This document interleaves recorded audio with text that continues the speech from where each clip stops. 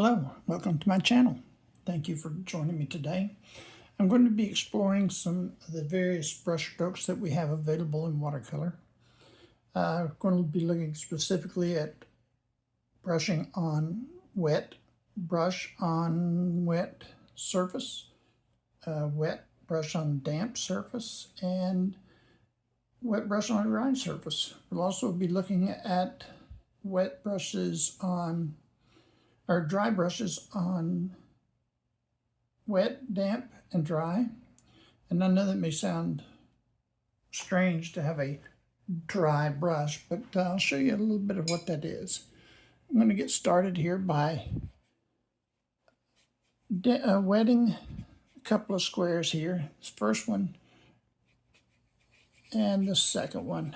And we'll work, catch a couple of blots. I've got my board tilted today, pretty good tilt so you can see it. I'm going to use Dioxazine Purple from Paul Rubens. It's very vibrant, easy to see. As you can see, wet brush stroke into wet. It just expands and spreads and moves. And if I add another purple in here, you can see how it moves together and just kind of explodes and moves around. Since I have such a steep tilt, I'm going to make sure that these do not run over into my other one.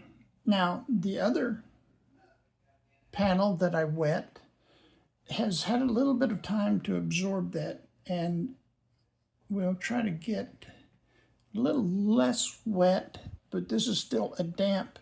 So we get that brush stroke in there, and we'll see that it starts to expand and spread out and soften. So you can really use that to soften your colors. If you want to make a less harsh of a line, you can just put the color in there when it's damp and just watch it soften. The other area I have here is dry, and we'll take, this has got my Dioxazine Purple on it. See if it focuses here.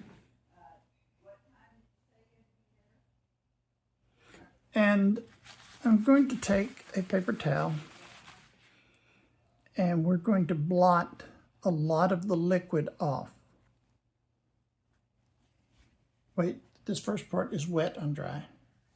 I'll save the blotting for the next section. So this is wet on dry, totally dry, and we can just spread it around.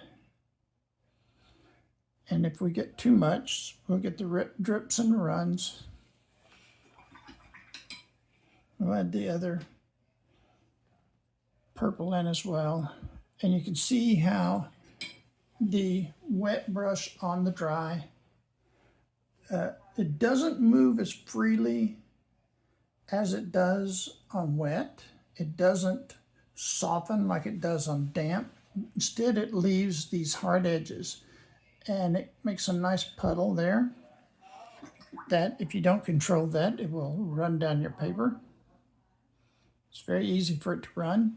So we blot that up with the dry brush, or a damp brush, or a thirsty brush. Now this next section is we're going to go with that dry brush on wet and damp and dry. So I'll wet both of these, so I'll have similar to what I showed in the wet on wet. And we're going to get a brush full of water, paint here, Dioxazine Purple, and we're going to blot the liquid. So this blots a lot of the extra liquid out. So if I go into the wet area, it acts a lot like the dry. The damp. And so when we go into the damp area, going to get a similar thing. It's that softening effect. But now when I go into the dry area, dry brush on dry, blot it, you can really see that you can use it to get some marks utilizing the texture of the paper. If I lay my brush on the side, I could give some texture to an area based on the paper. Now, this is very useful if I get a fairly dry brush and I come back into this damp area. We got a nice smooth blend of softening effect. And very dry over here with the ultramarine blue into the more wet area. It's going to spread more. So by controlling your water amount and your ratio of paint, you can really control how you want it to your painting to work. There's also the manner of controlling the flow of your paint by the amount of pigment. I'll move here and we'll do some of that. Now, you can have a very wet pigment with just a touch of a very wet puddle with a touch of pigment, and have it maybe tea, like a weak tea, and you get a light tint. It's the same dioxazine purple. And then if you add more to it, to where you have maybe a coffee strength, and this is all on dry, you get a stronger pigment. Then you can go even stronger with milk.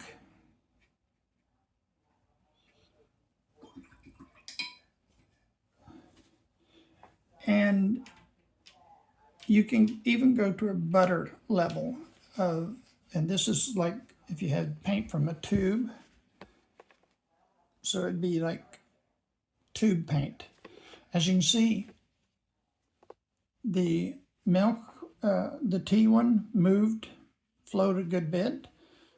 Coffee flowed some. The next one moved a little bit. As you can see, it moved there. But the cream one, or the butter one, the cream one moved a little bit, but the butter one pretty much stays put where you paint it. By controlling the amount of paint and the amount of water,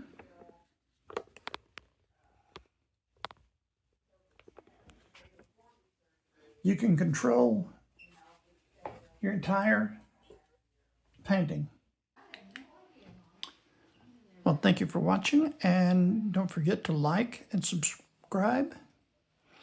Leave a comment if you like. I do read it. And thank you very much. See you next time.